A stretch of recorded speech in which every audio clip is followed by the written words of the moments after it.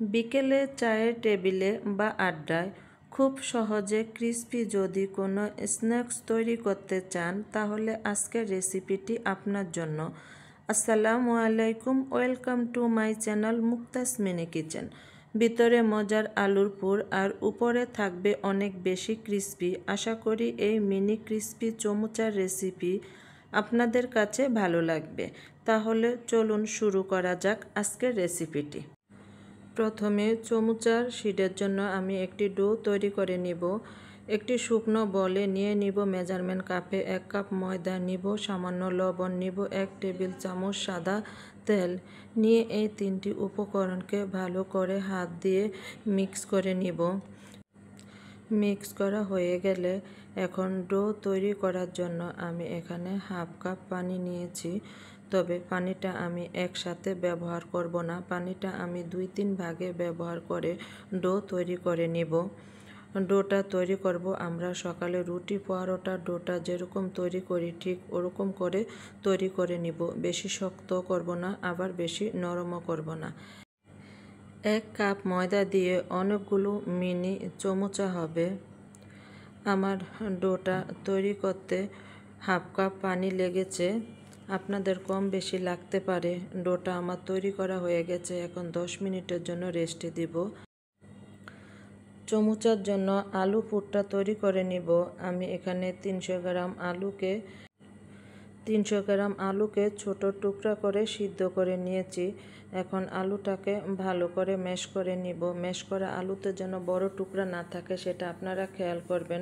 দিয়ে দিব পেঁয়াজ বেরেস্তা 2 টেবিল চামচ, আপনারা এখানে পেঁয়াজ কুচিও ব্যবহার করতে পারেন। দিয়ে দিব লাল মরিচের গুঁড়া 1 চা চামচ, দিয়ে দিব ধনে গুঁড়া 1/2 চা চামচ, দিয়ে দিব টালা জিরার গুঁড়া 1/2 চা চামচ, দিয়ে দিব কালো গোলমরিচের গুঁড়া 1/2 চা চামচ, দিব 1 চা চামচ চিলি ফ্লেক্স। যদি ঝালটা আপনারা কম খান এটা স্কিপ করতে পারেন।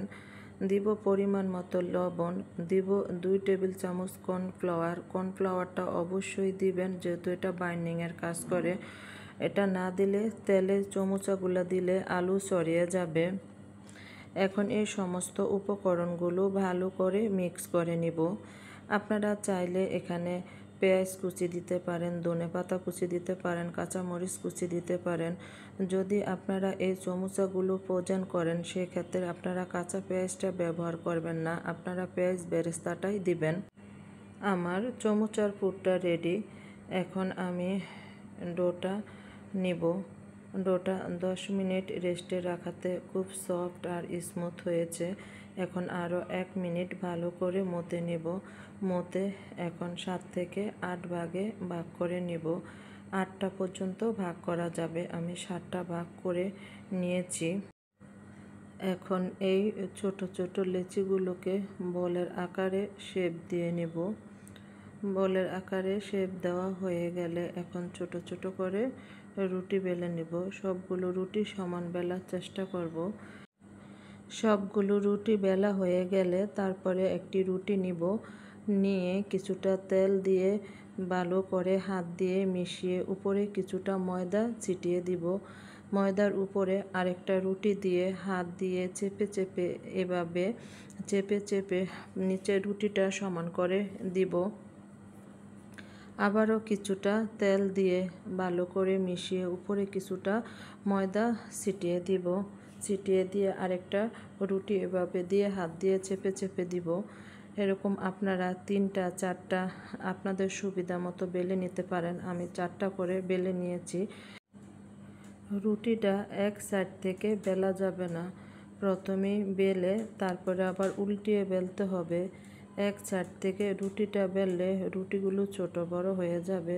2 পাশ থেকে রুটিটা সমানভাবে বেলে নিতে হবে উল্টিয়ে পাল্টিয়ে। আমার রুটিটা বেলা হয়ে গেছে। চুলায় একটি প্যান বসিয়ে দিয়েছি। প্যানটা হালকা গরম হলে রুটিটা দিয়ে দিব। এপাশ ওপাশ 2 পাশে হালকা করে ভেজে নিব। রুটিটা হালকা করে ভেজে নেওয়ার পরে রুটিটা দেখে একটু বুঝে নিতে হবে যে কতটা বেজে নিয়েছি রুটিটা বেজে ঠান্ডা করে নিতে হবে। গরম গরম আপনারা রুটিটা ছাড়াতে যাবেন না, একদম নরম থাকে, চিড়ে যাবে। একটু ঠান্ডা হয়ে গেলে একটা একটা করে আপনারা এভাবে খুলে নিতে পারবেন। দেখেন রুটিগুলো একদম পাতলা হয়েছে। এই রুটিগুলো দিয়ে আপনারা চমুচা বানাতে পারবেন, স্প্রিং রোল বানাতে পারবেন। এই শীটটা তৈরি করে নিলে অনেকগুলো নাস্তা বানানো যায়। আমার এভাবে সবগুলো শীট বানানো হয়ে গিয়েছে। শীটগুলোকে চাট করে রেখে এখন কিছুটা আটা তৈরি করে নিব। 1 টেবিল চামচ পানির সাথে 1 টেবিল চামচ ময়দা দিয়ে ভালো করে মিশিয়ে একটি আটা তৈরি করে নিয়েছি। হাতে কিছুটা তেল মাখিয়ে নিব। নিয়ে পরিমাণ মতো আলুর পুর নিয়ে আলুর পুরটাকে সসেজের মতো শেপ দিয়ে নিব। দেখেন এভাবে করে আমি শীটটাকে স্কোয়ার করে পিৎজা কাটার দিয়ে কেটে নিয়েছি। আপনারা আপনাদের সুবিধা মতো কেটে নেবেন। আমি আলুর পুরটা আর শীটকে এক সাইড থেকে এভাবে মুড়িয়ে লাস্টের সাইডটাকে গাম দিয়ে বন্ধ করে দিয়েছি। আমি প্রত্যেকটা রোল এভাবে তৈরি করে নিয়েছি। চুলায় একটি প্যান বসিয়ে দিয়ে চমচাগুলো ভেজে নেওয়ার জন্য পর্যাপ্ত পরিমাণ তেল দিয়েছি। আমি রোলগুলোকে একটি কেচির সাহায্যে এভাবে শেপ দিয়ে কেটে নিয়েছি। আপনারা আপনাদের পছন্দের শেপে কেটে নিতে পারবেন। চমচাগুলো মিডিয়াম আঁচে ভেজে নিব, এপাশ ওপাশ করে ভালো করে পছন্দের কালার আসা পর্যন্ত। আশা করি আমার ভিডিওটি আপনাদের কাছে সহজ লেগেছে এবং ভালো লেগেছে। যদি ভালো লাগে লাইক কমেন্ট শেয়ার করতে ভুলবেন না।